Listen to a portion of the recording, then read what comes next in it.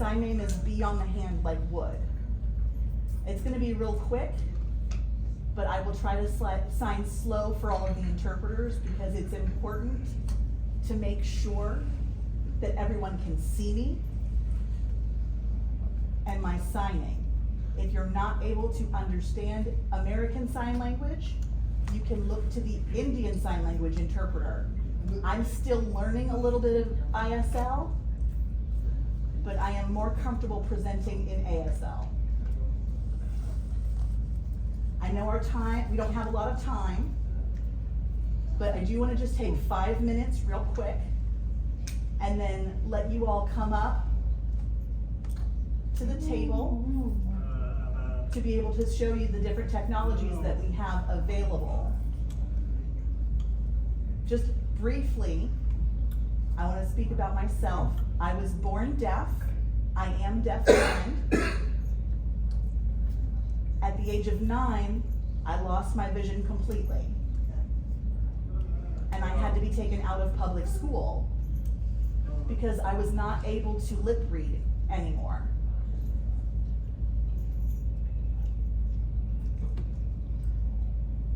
I was able to speak in my native language of Bengali, but I was no longer able to lip read. And there was no interpreter in my school. So I went to America in 1983 and began learning Braille, American Sign Language, and English all at the same time.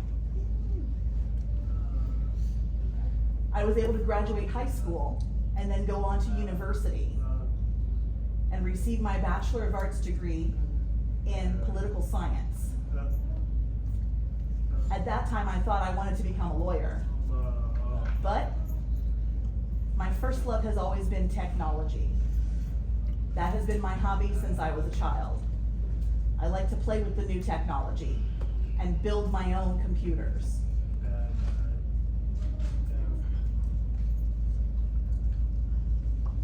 For example, motherboards, hard drives, RAM, I would like to put all of that together myself to create my own computer. I had about 10 different computers that I created that way.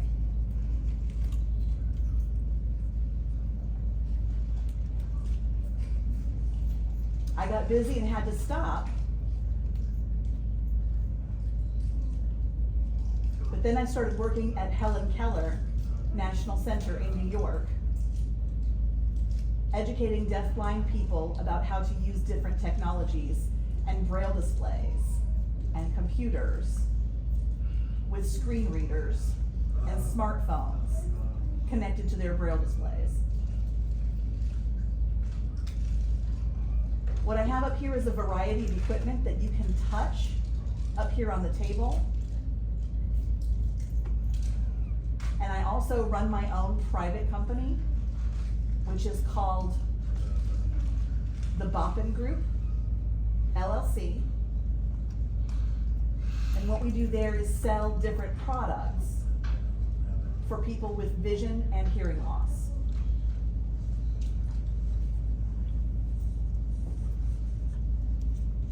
They'll be able to benefit from being able to find a one-stop shop rather than having to go all over trying to find different assistive technologies.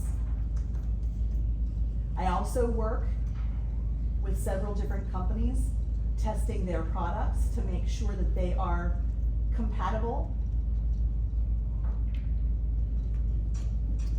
and more mainstream technology for all people, not just hearing people, but for anyone. I also use different smart home technologies in my own home. For example, my door lock is connected to my smartphone, so I have a code where I can open my door. There's also fingerprint recognition, so that I'm able to control my my water heater, and control the temperature of that through my phone as well. I can use my phone to control the lighting, directionality, and the amount of light in all of the rooms of my house.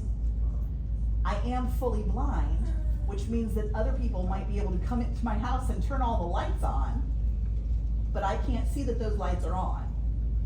I can see them listed on my phone and tap the technology to turn those lights off. That's pretty cool, right? So in the future, deafblind people will be able to live independently using these technologies and still be safe. There are several different appliances as well that have diagnostic screens, and how I'm able to look at those. I can't touch them because the screens are flat, so I'm able to connect them to my smartphone and use that to control them as well. I can control my microwave through my smartphone, and also I can control different cooking appliances, which is also pretty neat. So that is a brief summary. If you have any questions, I'd like you to hold them. I'm going to stop right now. I do want to go ahead and explain what I have to show you.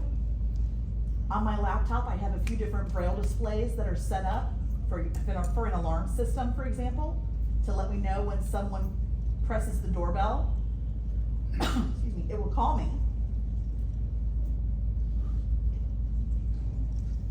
For example, I'm not surprised if somebody hits the doorbell and then my phone will alert me by vibration. So I want you guys to all come on up and take a moment to touch the technologies, and I'll be happy to meet with you and answer your questions individually. I know that you're really longing to see the technology that we have. Time has run out, and I'm sorry for that. But one last thing I do want to say is that I love traveling. I travel alone. I use my GPS through my smartphone, as well as my Apple Watch. And so I'm able to navigate and travel on my own because I get those alerts on my phone if I've gone the wrong way, or on my Apple Watch. That lets me know where I've gone wrong on my course and correct. It will let me know if I need to go left or right, and that's pretty cool as well. When I go to a restaurant, I can just walk in and my Apple Watch will let me know that I'm getting close to the door. So there's a lot of technological assistance available for us. I'm here to support you and advocate for the deafblind here in India and make a better world for all of you and all of us. America is quite a bit ahead at this time, but it is not perfect. It still has its own set of problems, just like in other countries. I'd like to see India catch up. The biggest challenge that I see to that is that the world is controlled by hearing-sighted people. And that's why they make us work so hard to educate them and tell them that they need to open their hearts and cooperate, work together with us, and not waste time and energy arguing with us when we tell them what we need to change the governments and their attitudes and keep their minds open so that we can make progress for everyone. So we're all here to work together and support each other, and we can make change in the world. Not just India, but other countries as well. And we can work together for that. The last comment I want to make is that one thing we can do in America is I work in one state with a service program for the deafblind, and I'm responsible for assessing technology needs for consumers and providing that equipment where they are. And that is managed by the Federal Communications Commission, or FCC. And that's pretty cool because that lets deafblind people who are not able to afford technology get free equipment and training. And it opens up their communication world. And it's really, really important that we make that change in the world and not lose that communication access. We can use assistive technology. I know I'm signing fast, but I know time has run out and we got to get out of here. So thank you all again for allowing me to come up and present. I am so proud of Divya and all of the work that she has done to support everyone. Thank you so much. Come see the technology table.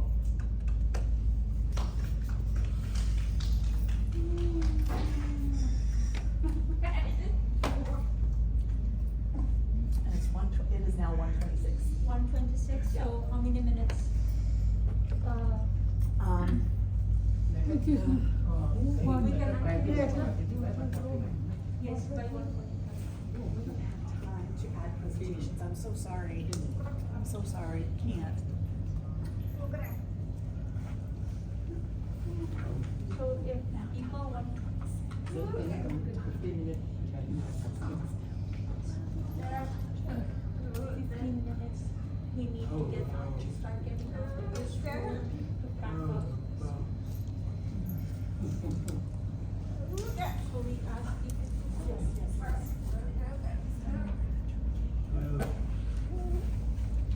Yes.